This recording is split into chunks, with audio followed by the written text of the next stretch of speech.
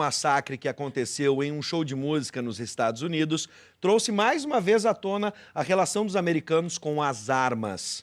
Até mesmo o presidente Donald Trump disse que pretende discutir as leis que permitem que cidadãos comprem armas. Sobre esse assunto, nós vamos conversar com o professor de História e Relações Internacionais, Silvio Romero. Seja bem-vindo, professor. E você aí de casa pode participar da nossa discussão, da nossa conversa, pelo WhatsApp 99588-2374. Até mesmo manifeste-se no Brasil, deseja, né, a volta do porte de armas, né? Enfim, 99588-2374, a sua opinião.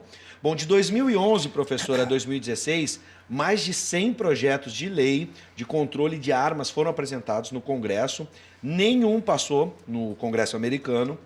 E aí eu fico pensando, quando a gente falou a relação cultural, se isso é determinante, eu estou lembrando aqui, por exemplo, dentro do universo da cultura americana, que é base, por exemplo, a indústria cinematográfica, hollywoodiana, enfim, eu estou lembrando dos filmes de Bang Bang, que emocionavam gerações, até mesmo aqui no Brasil, as pessoas se reuniam nos cinemas para assistir os filmes de Bang Bang, os heróis sempre armados. E aí vão passando por gerações, até os filmes do Bruce Willis, né, o Duro de Matar, enfim, todos esses aí, nem me lembro qual era, do Charles Bronson, e vamos, dos heróis americanos sempre andaram armados.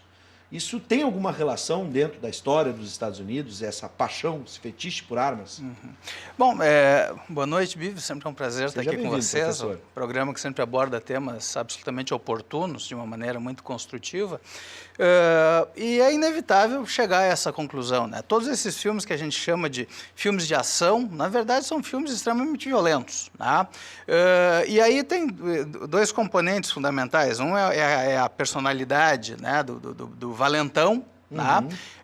Armado, né? E, em última instância, com os próprios punhos. Né?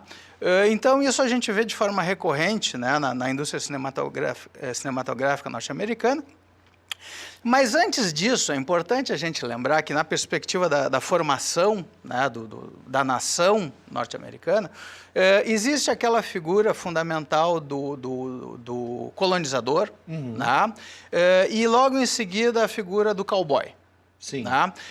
E, nesse sentido, a arma de fogo ela é praticamente um instrumento de trabalho na mão, né, tanto de um como de outro personagem.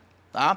E, ao longo desse processo, nós vamos ter a própria independência norte-americana, em 1776, aonde, inclusive por falta de exércitos regulares, tá, pelo país vão se formar as milícias, né, as forças patrióticas, né, que de alguma maneira vão estar justamente contempladas na segunda emenda. Tá? Então, a segunda emenda da Constituição dos Estados Unidos, que é uma salvaguarda às liberdades individuais, vai nos dizer que, aproximadamente, eu não lembro o texto de cor, mas que, em havendo a necessidade de se proteger a nação, faz-se necessária uma milícia organizada, vírgula. Portanto, o direito do cidadão de possuir e carregar armas não deve ser infringido. E onde é que está a grande discussão, e aí os cento e tantos projetos de lei, né, tentando reformar essa segunda emenda? Está justamente nessa questão que, bom, se hoje a milícia não é mais necessária, é justamente nesse segundo período da emenda que as associações que promovem e protegem, né, a liberdade do norte-americano de se armar, militam. Né? Então, essa ideia de que o controle de armas infringe, né, o direito individual e a liberdade do cidadão de andar armado, né, é justamente o grande empecilho para que se organize, né, ou pelo menos se evolua no sentido de, se não desarmar completamente, mas pelo menos coibir a posse de determinados tipos de armamentos. Sim. Tá?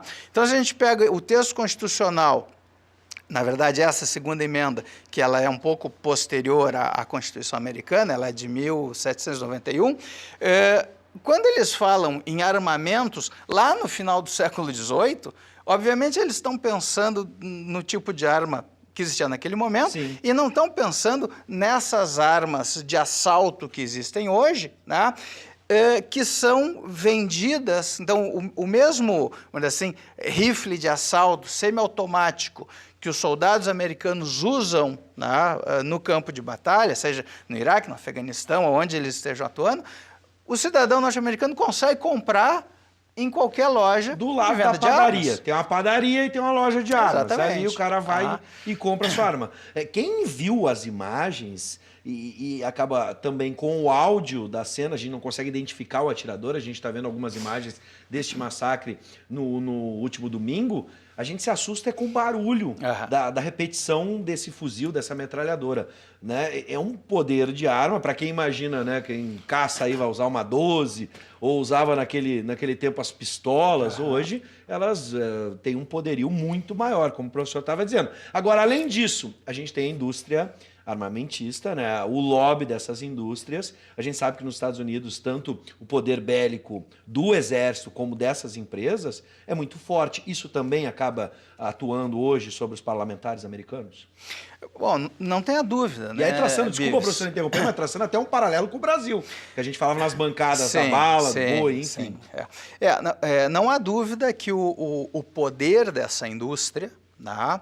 E aí, se a gente lembrar o término do mandato do presidente Eisenhower, na década de 50, né? O Eisenhower, ele, ao se despedir da presidência dos Estados Unidos, ele diz, né, que o maior perigo, né, que os Estados Unidos enfrentam naquele momento é a dificuldade em controlar o complexo armamentista industrial, que toma conta, né, da economia americana. Tá? Se a gente olha retrospectivamente, tá, a primeira multinacional americana, assim, na concepção moderna de multinacional que nós temos, é justamente uma subsidiária da Colt, né, fabricante de pistolas e tal, né, que vai se instalar na Inglaterra. Tá?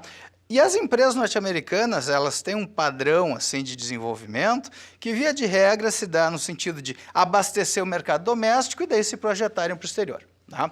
E, obviamente, esse mercado doméstico, né, ele é extremamente volumoso. Tá? Vamos imaginar que a população americana hoje ela é de 323 milhões de habitantes, né, para um volume estimado de 300 milhões de armas. Ou seja, se a gente pegar só o recorte de população adulta, né, a gente tem muito mais do que uma arma por indivíduo. Tá? Esse Stephen Paddock, né, que protagonizou esse massacre domingo passado, o sujeito ele tinha com ele no hotel, sei lá, 20 armas e mais outras tantas em casa. Ou seja, será que um controle mínimo, sim, né, claro, não dá conta? Diz, bom, o sujeito tem uma pistola, tem um rifle, e chega, né, tá de bom tamanho. Claro. Tá? E uma outra peculiaridade, Bives, é o seguinte, que além do controle de venda, né, para o indivíduo, vamos dizer assim, nas lojas especializadas, que tem essa verificação de antecedentes, né, mas quem faz é o próprio vendedor.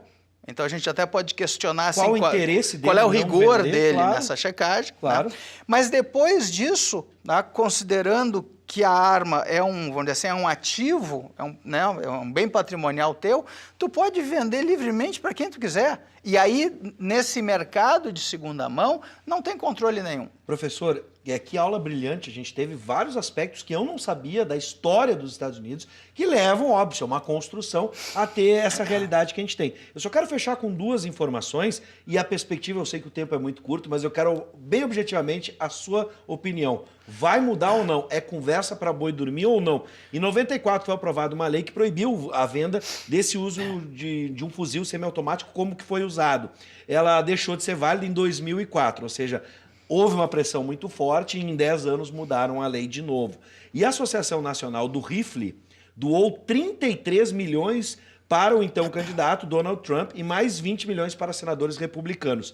O que vai imperar agora na sua expectativa, professor? São essas vidas que foram tiradas com esse atentado ou esse dinheiro? Porque o Donald Trump disse que vai rever, mas dizer a fazer é é outros 500, né? É. São outros 500.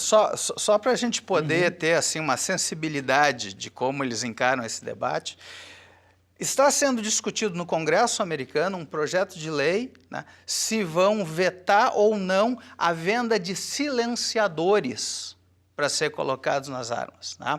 Então, como tu disse no início da nossa conversa, as pessoas, né, se impressionaram e até foram alertadas pelo ruído dos disparos. Sim.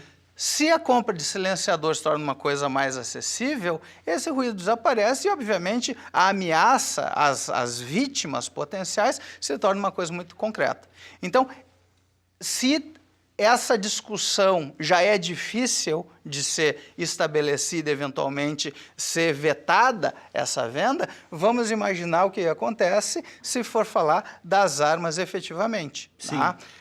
A bancada republicana, ela, de fato, tem um vínculo muito grande com a NRA, e o lobby dessa associação é muito grande. E vamos lembrar que, em algum momento, lá em agosto de 2016, durante a campanha, o próprio Trump disse, quem sabe o pessoal da segunda emenda aí não para a candidata Clinton. Eu só fico, mais uma vez, obrigado, professor, pela brilhante aula. Eu fico pensando aí, a quem interessa ter um silenciador, né? Para que eu não... Se eu tiver que defender minha casa, né? Pouco vai importar se vai fazer barulho ou não, né? Mas enfim.